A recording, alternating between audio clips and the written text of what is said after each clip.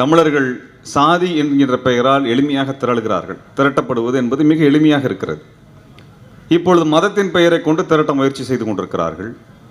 கடவுளுக்காக திரள்கிறார்கள், கட்சிகளுக்காக திரள்கிறார்கள், அதிகாரத்திற்காக திரள்கிறார்கள்.